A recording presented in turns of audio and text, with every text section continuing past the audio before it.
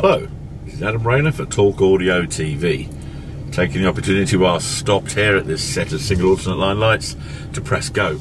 I must watch the road. I'm filming with the 1080p Sony camcorder today because that can be mounted upon my pretend I'm being on Top Gear thing. It's a wonderful huge sucker from Manfrotto, and if you ever wonder how those cameras are like, you know, filming people while they're driving, well, with one of these pieces of kit here. Anyway, the reason I've got the KX5 is because of the electronics on board, because I'm starting to do a whole load more about original equipment from manufacturer. The Sportage is the model. It's responsible for about a third of all sales of Kia cars. Funnily enough, talk about progressive brand and hiring cool people, both Bill Thomas and John Walsh, who both were very senior on Max Power magazine when I was in car electronics editor. Well, actually, Bill went on to be dep ed of Top Gear magazine, but so effortlessly talented that they never made him editor, so he buggered off and then went to industry. He's working for Kia in Australia, and John is working for Kia in Hong Kong. Anyway, the whole point is that the Sportage comes in 5 levels of trim, and then the GT line. The GT line has got cooler little bits and bobs like a different shaped steering wheel and so forth. But the, of course, manuals that come with the car, going into every last detail. When it comes to the audio system, it's a massive section for the 2 previous versions of the audio. But in this car, we've got a touch screen and no CD slot at all. There's a real evidence of it being the latest next generation of vehicle.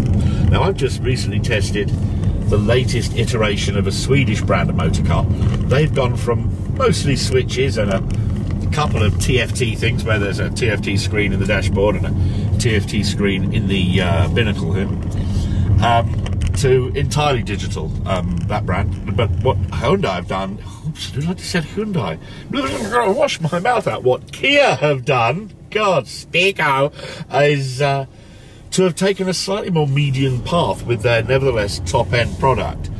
The sat-nav is from TomTom and is living behind a touch screen that does an awful lot of functions for the car. However, there's a good balance of analog buttons and so forth for doing straightforward things, and that's something which I thought that the Swedish one kind of lacked a little bit.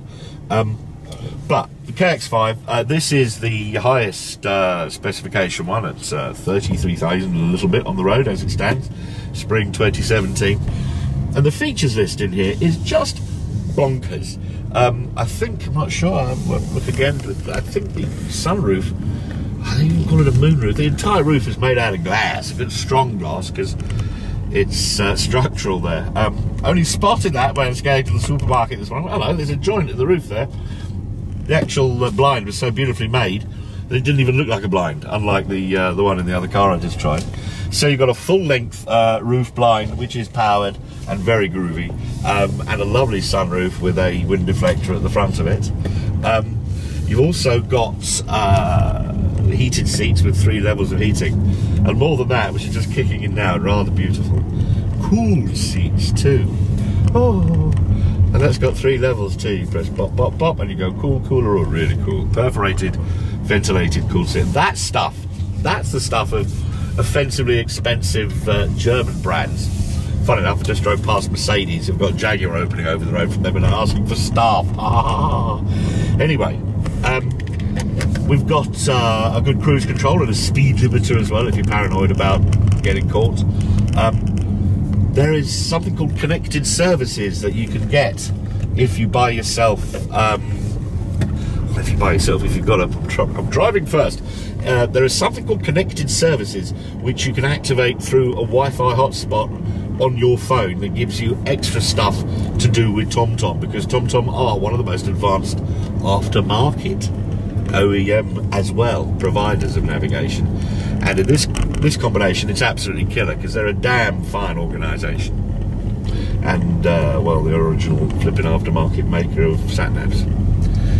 There's a chap behind me with a lunatic Subaru who's going to be very polite and not actually take over.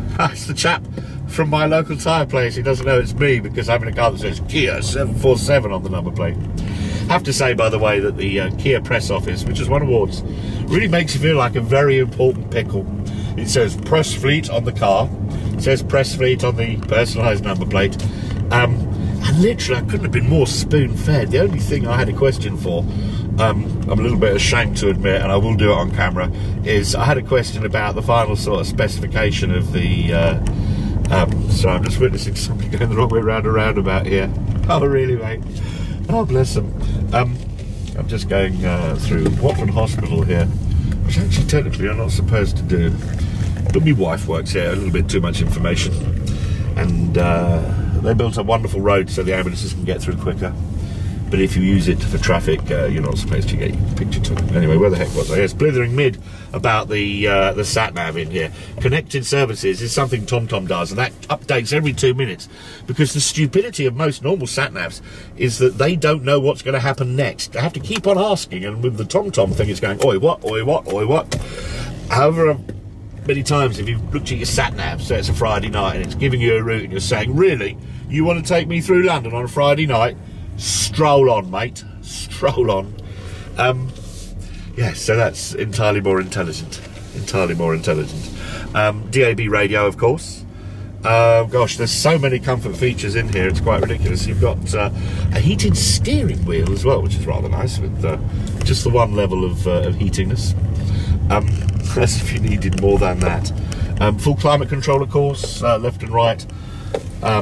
Whether you wanted it to be air conditioned or cook yourself in here, and the ventilation is good and powerful. I think I'm probably blithered enough, and it's going to be getting tedious watching me driving this car, because after all, I'm not flipping the hamster or anybody more interesting than that. But what you'll want to see next is actually what's going on the dashboard of this thing. So I'll get to me little journey's end, disconnect the camera from the magical sucky do on the window there, and we'll have a little look around the interior of the car. In the meanwhile, all I got to do is press this magic button without actually looking up, although I have been looking in the mirror. And so I'll see you in just a moment. Now, of course, having done a good bit of blither to camera, you remember all the things you didn't mention. One of the really big, important features in terms of being newsworthy that's in this here Kia Sportage KX5 is a feature that was included first of all as a thing just for the first edition: wireless charging for your smartphone. There's a specific symbol.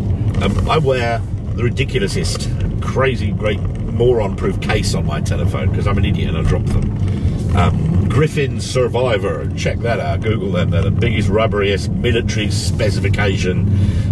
It really is. It's like, you know, don't give him pointy things. And even through all that, in the central little doohickey here, put it position flat, and doink, off it goes. It's charging your phone. I've never actually had to use that, a chance to use that. Didn't bother to buy the accessory from Samsung, but in the Kia, you just put it down and off it goes. It's completely fabulous. Now, reading the specification and the totally brilliant 43-page press pack that you get from Kia with an idiot-proof one for the lazy. It says in case you've got deadlines instead of in case you're a lazy flaming journalist who just wants its spoon bit out. Yeah, I read it all. Lots of stuff continually being done to develop, change and work on these cars. They have a very low pomposity rating to Kia. They're very keen on going, yes, we can do this better, that was good, but we can do this. Lots more high-grade metal, from 18% to 52% of the high tensile strength. It's a stronger steel. The way the car's been built has involved more bushings. It's all about that driving experience. Now, I write about electronics for the main part, but I have to tell you that torsional stiffness, that bodywork thing, it really makes a difference. It really, truly does. It's that something that minis crap on about, bless them. People who drive minis, oh, it's like a go-kart. What it means is it doesn't sort of flex and bend, even if you don't really actually understand that it's doing that. And this car, it's actually a driver's car, it has to be said. It's enormously engaging. And the steering feels tremendous. They even bragged about putting the power steering motor not halfway up the shaft, but at the bottom, right where it controls. It says, if you're playing blind man's buff, you steer somebody by grabbing hold of their hips, it's easy to steer them. For a moment there I thought they were talking about guiding blind people, and I thought that's very politically incorrect, because you do neither. You offer them a hand or a shoulder for them to know where you're at. yeah, they were talking about pylon games and steering bodies. But so very involving drive. It's tremendous. And that piffle I was going on about the gearbox before. There are two complete different sets of ratios and so forth inside the automatic box. And while one is busy doing one thing, the next one's getting ready to take over. So it still doesn't sound like I understood the engineering any better as me trying to. I'll have to actually have a little look at that and see if I can explain. But what it does mean is that it's just absurd. They're almost imperceptible, the gear changes. It keeps you on the sweet spot of the 189 horsepower diesel engine. And it obviously, it's a diesel, takes a minute before, okay, let's get going. But then there's that thrust and off it goes like a train. So I've been enjoying the drive enormously as well. Sitting in the traffic it occurs to me, you can see this. There are different detail positions, but the whole roof. Oh, it lifts up. And the sunroof goes for it as well. One press. Posh, mate. Right, well, I've driven the Kia Sportage CRDI somewhere where, well, it looks a little bit off-road. It's hardly terribly far off-road, though, is it? Just thought you want to have a little look at the outside. Now, the outside of this car is very, very well equipped with little sensors all over the place. That's a little bit further around than anything on the car I drive. And there's other ones across the front of the car as well. Amongst the various safety features, there's an alert for traffic doing stuff behind you. In actual fact, this car does have rather a lot of alerts going on. I did read something just recently saying that was one of the things that people tend to ignore on modern cars. And my Swedish one certainly does a bit of that. But the point is the sightlines in this car is pretty good. So you can decide yourself how much of the safety alerts you want to leave running. Let's have a little look in the boot. The badge says CRDI, but the trim level of KX5 is not marked on the car anywhere. Powered boot. And some great cubby holes back here. A couple of speakers locations there. A couple of speakers? No, that's not a couple of speakers locations. That can only be the subwoofer, because the doors have got speakers in. We'll come to them in a moment. We've got a space saver spare here, and there's some cubby storage down here. But yes, bit of ventilation and access for lampage and stuff, but basically that has to be the subwoofer, because this has the JBL sound system in it. Let's go and have a quick look at the speakers there, then see what you can see. As ever, I've realised something I should have done. On, oh look, here, make you feel important if you're on the press fleet. On my car, I've got a powered boot, but it only works for opening it. However, this, you can close it with a press button as well. That's kind of groovy. Make a close-up on a very cool badge. JBL stands for James B. Lansing. Went to America to design loudspeakers. Started the JBL company, now owned by Harman, who have an awful lot to do with an awful lot of car audio. Lansing Sound is also to do with JBL, James B. Lansing, or... well, actually, it's a totally different company, but that was his name and bought and sold. It's a bit like certain high-end amplifier makers whose name's still on car amps, even though he isn't part of the business. It's just politics. But JBL, jolly high-quality speakers. That's where the tweeter will live. That's a mid-bass. There are more speakers here, but if we look, I don't know if you can see the reflection. Actually, let's have a little go towards... I've got a filter on here. Aha, placatan! Yeah, I have a polarising filter, and we can now see the reflection of what are quite clearly two more mid-basses and a tweeter in the middle there. And over there, of course, the other speaker. Let's show you what happens when this thing fires up. It's so cute. It's terribly, terribly Korean. We've got a Korean washing machine, and that sings to us gently. I think this one will too, though. I've left the windows open, but let's unlock and see if you can hear the noise. Oh, the dashboard is telling me that I've left stuff on and open, because usually when you get in, it makes a little singing noise and says welcome. How delightful is that? Okay, let's press the engine start-stop button.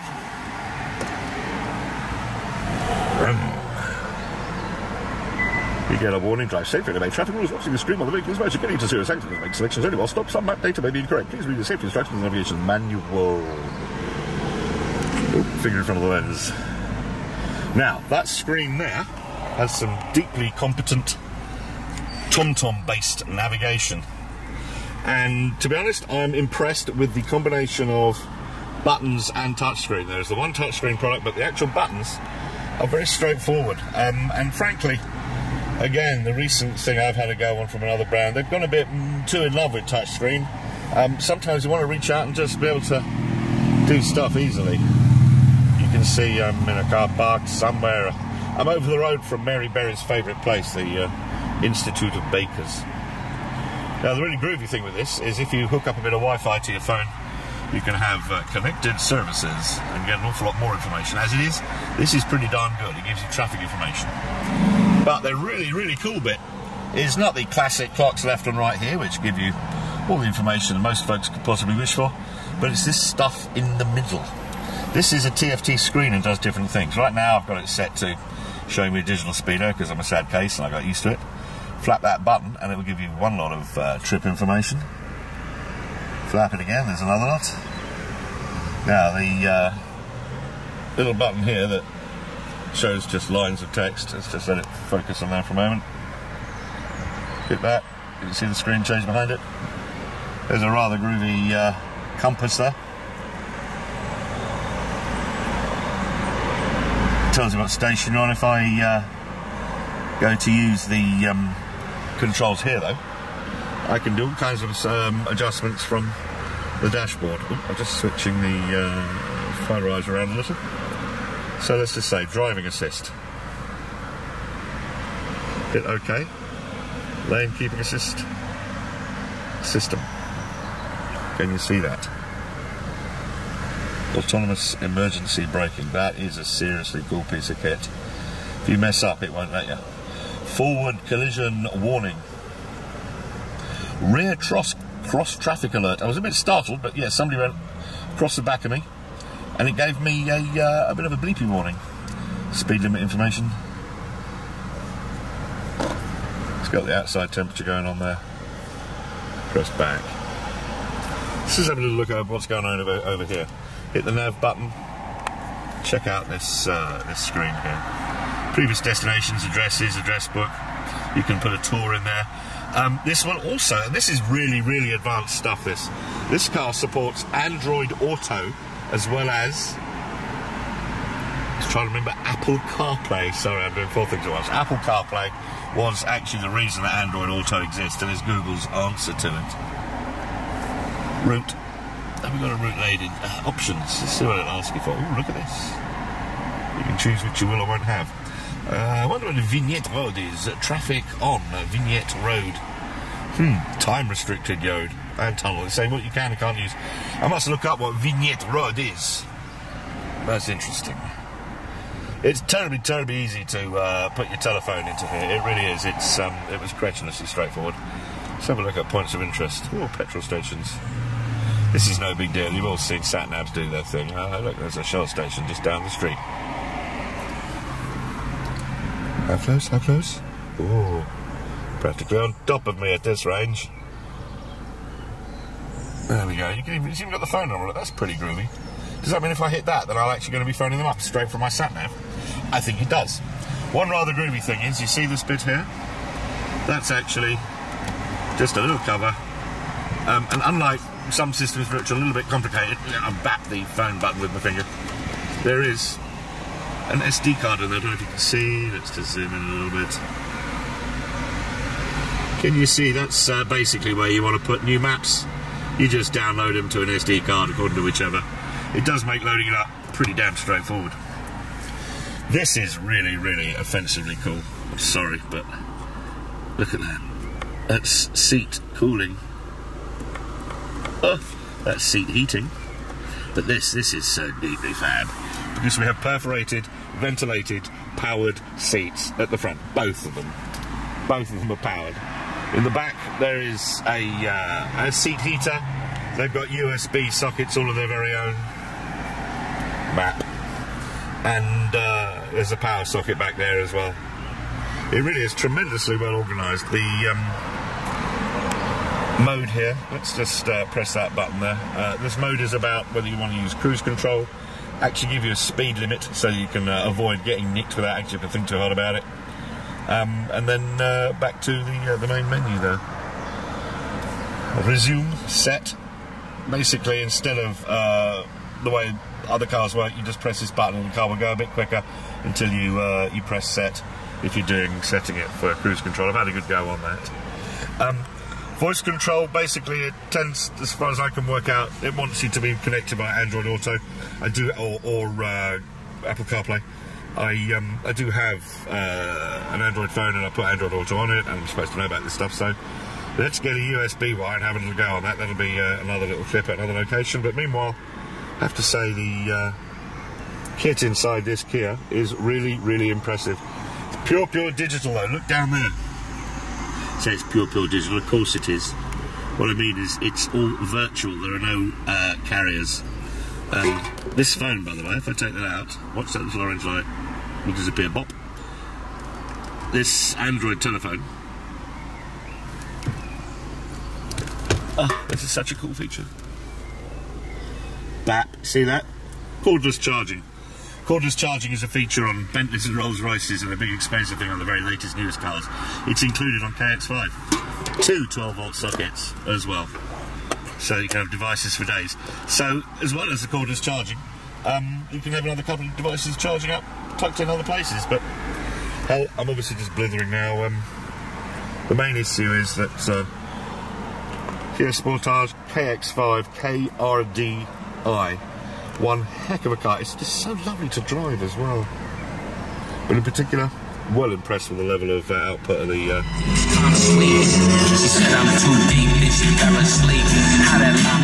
well, that's a terrible sounding radio station. Let's have a go at another one. Oh yeah, it'll be this one here. Just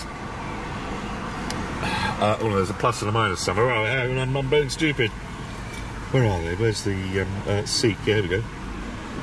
BBC Radio London, BBC Surrey, BBC World Service. I've been on the World Service. You have to speak with great clarity and enormously crisp diction, and don't use silly words. In some respects in Qatar, other people that worked in Qatar that left, that are migrants, are so you can have a regional accent, but you can be extremely crisp. Yes.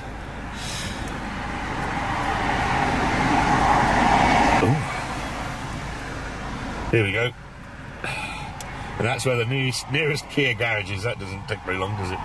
Righty-ho, I'll leave this here and with one little look in the mirror, just to give you a super close-up of where the blind spot detection gizmotron is, and go, hello. Adam Rainer signing out for the time being. We'll have a little go on Android Auto next, I think. How cool is that? When the cordless charging is actually done, it goes from orange to green. So if you take your phone out, the green light goes out. Cool. Okay, well, it's taken me a moment here, and I've basically connected up my telephone. There's not a lot to see except if I press that. Oh, content's hidden. Android Auto, look at that, that's what's going on there. It's not showing what's on the screen because it is emulating it on the screen of the head unit here. That is, so what, that's a navigation screen from the Google Maps navigation running on my phone. Right now it's trying to take me to a place I went last week and redirect me. We're on the A41 near McDonald's. So now if I press a couple of buttons here. Oh. Google Maps. If I press my own map, that's the map from the satellite navigation. That's the one that's built into the car. Quite different. If I press source, or Android Auto, poison. I really don't know what I'm doing here because it's the first time I've ever actually used Android Auto deliberately. Oh, look, it's showing what I was playing before. Google Maps. Now, I don't know if you can see, that's subtly different. Not a lot in it, but that is the map that's coming off the telephone. I've actually cancelled navigation there. Let's See what else is going on. This is enable you to use telephones. Oh look, here we go. People I've phoned up or have phoned me. Adam the Handy Geese, my mate Alex, Mr. Organ. Now I don't know if I can use voice control here, but let's press a button. I might have to edit if numbers show up and there'll be a bit of a jerk, but call Mike Organ mobile. Not sure how to help with. Call Mike Organ mobile. Mobile. That's because that was me just asking Google. So if I press that button, I get to talk to Google. That makes the button on the dash. I wonder if you could point the camera at the steering wheel for a moment, mate. Can you see that there? Restaurant near here. Let's have a look at the dash again back here. Ooh, restaurants near. Oh, look at this, the King Stag, the blue check. Tell you what, it hasn't included McDonald's sort of really close by. It doesn't actually count it, does it? Barracuda. These are the ones local to us. How tremendous is that? Yes, so a bit of Android Auto going on right there as we're sitting in the traffic. One thing that's interesting is that the Android Auto system will not allow you to connect up until you're actually fully parked and you go agree and various things on the telephone itself. Fascinating, because whilst it's the very latest technology, it's actually replacing a whole bunch of stuff the car can do anyway, but it's a slice of the future. The other one from Apple, of course, is called Apple CarPlay, and it's all about the applications on your phone being usable in your car. The politics in the past was there was something called MirrorLink and a couple of other things, but they were about the applications. The people who made them were responsible, so Sony and Pioneer, they were a bit scared of that. But this is now Google and, of course, the mighty Apple. So there we go. Apple CarPlay, and in particular, Android Auto. Let's go back to my own nav. In the Hertfordshire countryside. Well, actually, that's Watford, been quite heavily developed, complete with cranes right now. But if we come back, I see that I'm sitting here in Harry Potter Suburbiaville. I'm in the Kia KX5 Sportage, CRDI, not CTDI as I said the other day on camera. And let's just see if we can film this all in one take. I'm going to connect up to Android Auto. First off, getting in the car, it should sing to me when I shut the door. Hello. Welcome. Now I'm going to start up the engine because it seems to prefer that to ready to be alive and so forth. Bing bing. Okay, here's the business part. Now this is cordless charging down here, but it's also got a USB plug. Well, I've taken the liberty of only plugging in USB to my phone to basically extend it. Now let's sorry, oops, sorry, that was all over the place. Right, trying to do things at once and doing it really badly. First of all, let's start Android Auto on the telephone. Okay, let's just open the phone up. Out a frame or two of the previous shenanigans. Showing it off. Apps. Android Auto. Ooh. It's just coming up with what was it? Lots of playing. And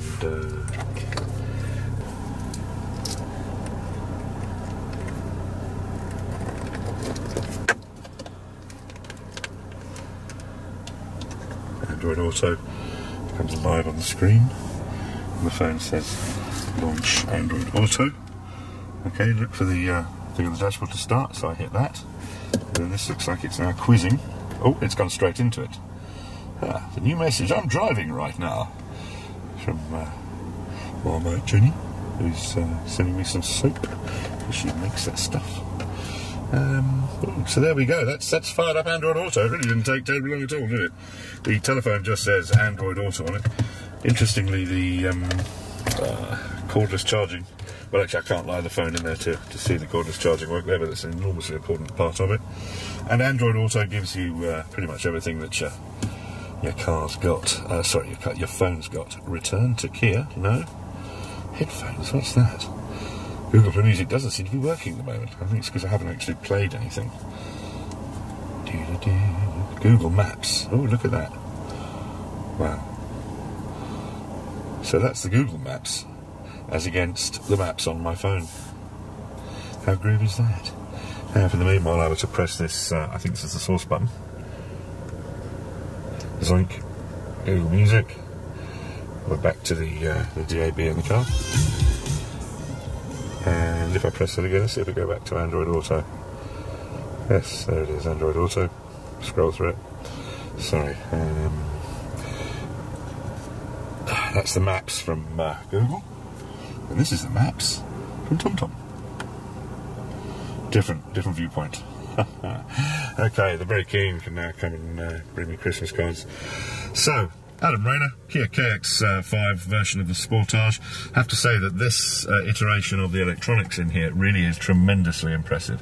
Any other issues about the car being a great thing to drive are, well, for maybe proper motoring journalists, but the actual ordnance that's in here versus some other really expensive cars as well is just breathtaking. There's so much in this car for the money, and for gosh sakes, if you're going to buy a Kia, get the one with this system in, because chances are you don't use CDs anymore, and there's no CD slot in here.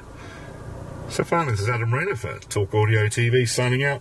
Just wanted to offer a big thank you to the Kia press office, who, to a man and a woman, treated this fella like an absolute toff. Thank you very much.